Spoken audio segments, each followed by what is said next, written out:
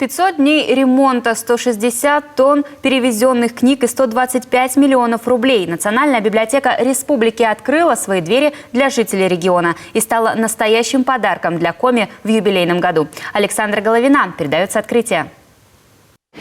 Национальная библиотека республики открывает свои двери после капитального ремонта. 500 дней ушло на преображение главного книгохранилища республики. Теперь это технически оснащенное современное учреждение с намеренно сохраненным советским флером.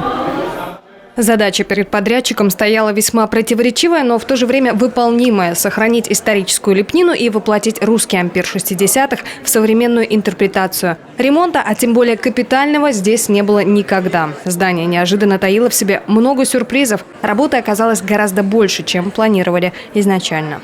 Национальная библиотека – это не просто 3 этажа, а это матрешка, в которой скрыто еще 7 этажей фондохранилища.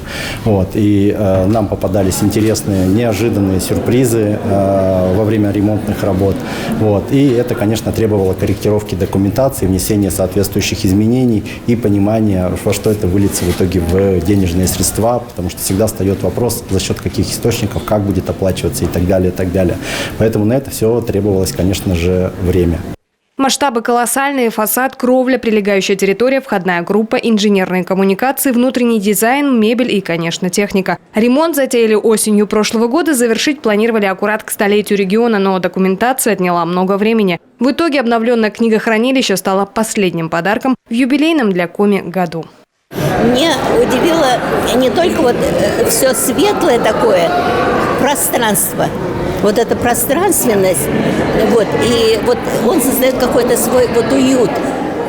И когда заходишь уже, прям душа как-то как будто раскрывается, и хочется что-то такое. Интерьер очень продумал, очень интересный, и мне удалось побывать в отделах, посмотреть, конечно, подарок замечательный, да еще перед Новым годом.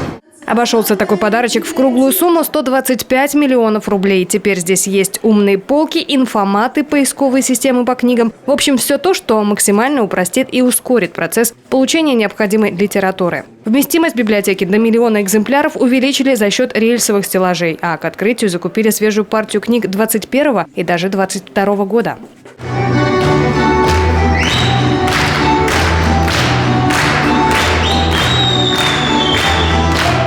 Центр книжной культуры и краеведческой информации Национальную библиотеку теперь смело можно назвать визитной карточкой нашей республики. Ежегодно Дворец книги посещают 20 тысяч человек. После ремонта здесь ждут еще больше новых читателей. Отдельный коллектив учреждения поблагодарил волонтеров. 600 человек пришли на помощь с перевозкой. Книг было больше 150 тонн. Теперь на январских каникулах здесь планируют все расставить на свои места, а уже с 10 числа учреждение работает по штатному расписанию. Александра Головина, Роман Боровиков, телеканал Юрган, Сыктывкар.